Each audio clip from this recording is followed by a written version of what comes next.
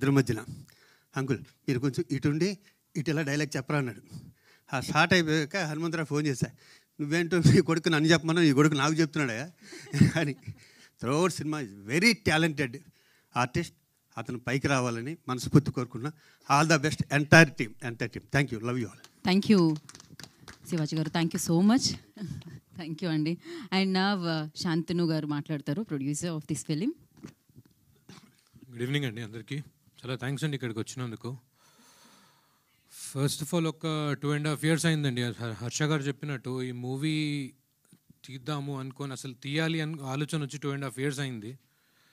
ఒక 1 year విశ్వజిత్ గారు మన హీరో దాని మీద వర్క్ చేస్తూ ఉన్నారు. ఫైనలీ వన్ డే జూలైలో అనుకుంటా వి launch this film.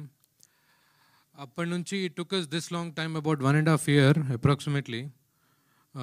Hopefully we'll release it very soon.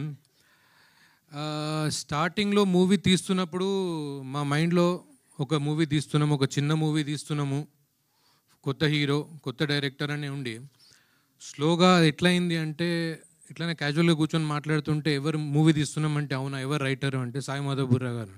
చిన్న సినిమా తీస్తున్నామని చెప్తుండే అప్పుడు, ఓ చిన్న మూవీ తీస్తున్నాం ఎవరు రైటర్ అంటే సాయి మాధవ్ బుర్రా గారు. ఎడిటర్ ఎవరు అంటే చోటకే ప్రసాద్ గారు. చిన్న సినిమా అంటురేంది అని అంటే మాకు అప్పుడు చిన్న సినిమానే ఉండే, కానీ అది స్లోగా అలా అలా పెరుగుతూ వీళ్ళందరి సపోర్ట్తోని now I think it has become a big film. Not a bigger film but a big film. మేము మా కెపాసిటీలో we have done a very good film.